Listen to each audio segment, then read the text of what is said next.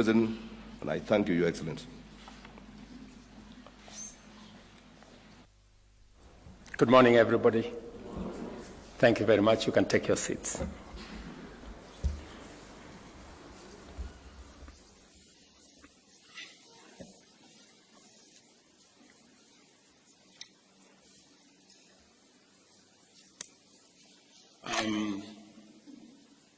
Friends, my colleagues, members of families, this morning I am very delighted that you have found time to join me in witnessing the swearing-in of our 3 newly appointed cabinet secretaries who are now ready to take up their duties and to serve the people of Kenya.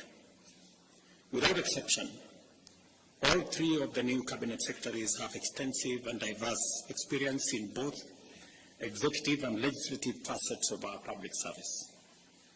For this reason, I am confident in the skills and capabilities that they bring to their new roles.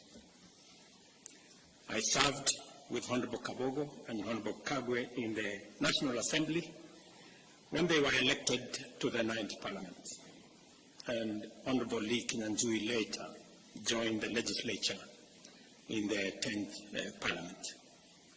In addition to Honorable Kinyanjui's tenure as Assistant Minister, both he and Honorable Kabogo have served as Chief Executives of devolved governments. Honorable Kagwe, on the other hand, served in the Senate and was a cabinet member in 2 previous administrations. Both Honorable Kagwe and Honorable Kinyanjui have also chaired the boards of strategic national parastatals. With their strong mix of leadership skills and extensive experience in political, legislative, and executive capabilities, these cabinet secretaries are very well equipped to mobilize the machinery of government, drive them to deliver services to the people of Kenya, while steering inclusive development and economic growth that leaves no one behind. I wish to remind all of us that 2 years and 4 months ago, we secured our governing mandate based on an ambitious plan to propel our nation towards a prosperous future. The bottom-up economic transformation agenda is now well underway, with intensive and extensive work being carried out across the country in all priority value chains and cross-cutting enablers that constitute its strategic pillars.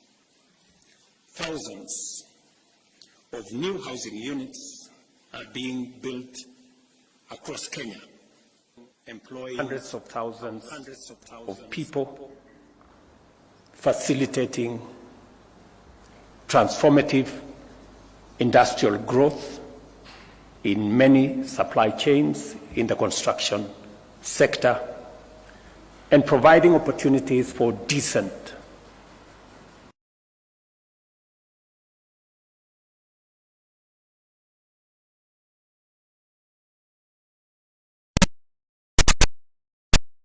is also providing us with the opportunity to reduce on land fragmentation that is threatening our food security.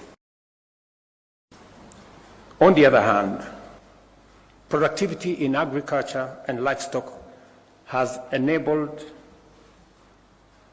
sufficiency and self-sufficiency in critical crops, including maize and sugar, while community health promoters are actively delivering timely and quality primary health care services at the grassroots level as we make unprecedented strides in the universal health coverage plan.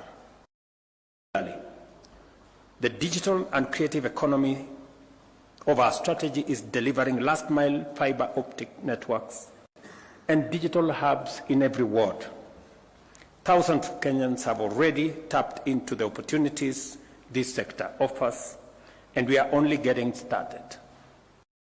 The hustler economy is also undergoing unprecedented transformation as we promote financial and regulatory inclusivity through our Hustler Fund and related regulatory frameworks. This ambitious transformation is unfolding in what we see as challenging economic times, marked by volatility in the prices of essential commodities, especially petroleum, while global conflicts, geopolitical disruptions in supply chains, and also in the context of an oppressive debt crisis fueled by an unfair global financial system and extreme weather patterns that is exacerbated by climate change.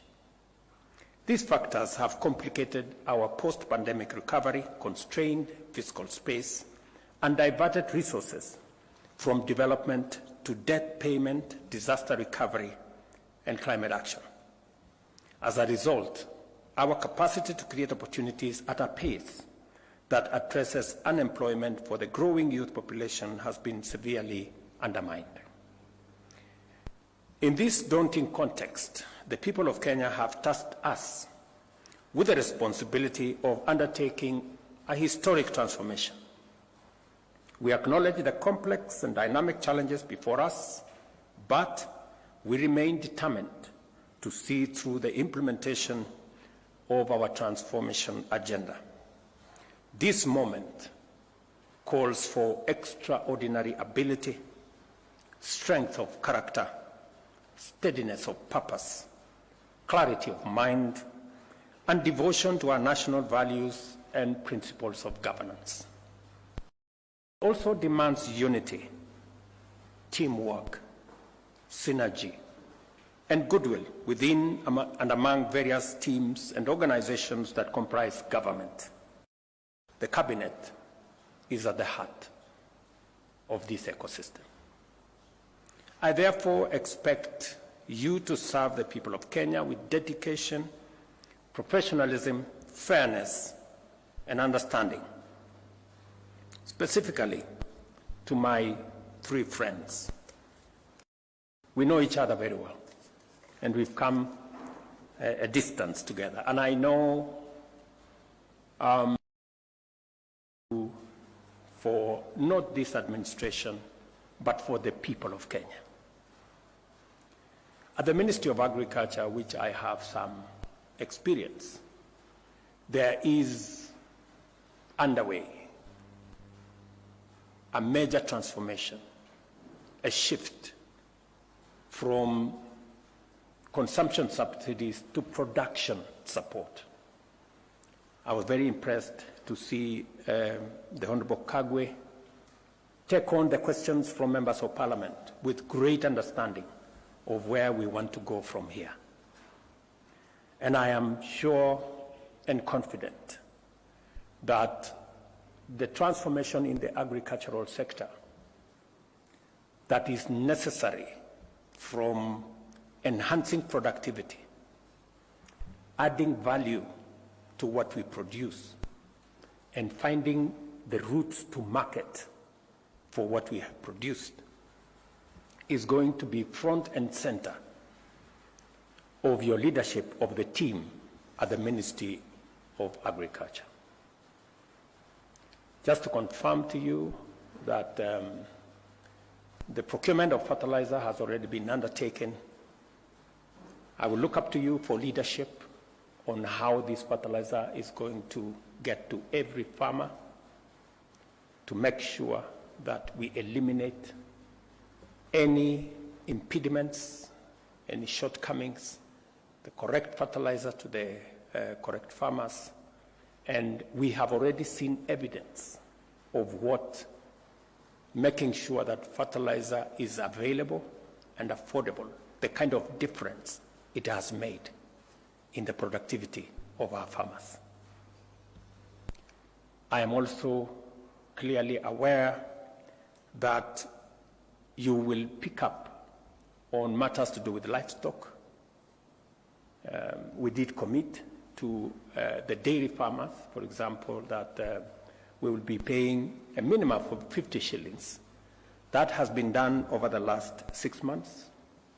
I will look forward to your leadership in making sure that that moves forward. In tea, just to inform you that maybe your first call this afternoon, we have tea that is stuck at the bottom of Mombasa. And yesterday I was talking to your team at the Ministry of Agriculture. We need to find out what are the issues that is causing the clog-up of tea at the port of Mombasa. And the good news around that space is that we enhanced our earnings from tea this last year from 180 billion to 210 billion. And farmers are expecting us to look at the future, and they expect us to do better in the coming year. I have no doubt that you have what it takes to take that forward. We have just concluded 2 days ago comprehensive economic partnership agreement with the UAE that provides us a big market for dairy products, for agricultural products. The trade between us and the UAE is almost 370 billion Kenyan shillings. A big majority of that is coming from our agricultural sector. With the signing of the comprehensive partnership agreement with the UAE, we expect our numbers of export of especially livestock and livestock products to increase. And I'm very happy that you are seized with the matters that will assist us access those markets, making sure that our products meet the sanitary and phytosanitary requirements for the markets that we are focused on, making sure that our meat, dairy, and other products also meet the standards that are required. I am very confident that the challenge we've had persuading farmers to vaccination, you have what it takes. You've done it before with the vaccinations that were there. And I was very happy that you made the position, you took the position which I share, that it's a voluntary exercise and nobody will be forced to do anything. All we want is to make sure that our products meet the very high standards set by our markets. The same thing in the rest of the value chains in coffee. Me and you have already discussed the future of what we need to do in coffee, what we need to do with the avocados, what we need to do in the many other aspects. And of course, the partnership that is going to be there between the Ministry of Agriculture and the Ministry of Industry, providing the ecosystem for market access for the produce from our farmers. And that takes me to my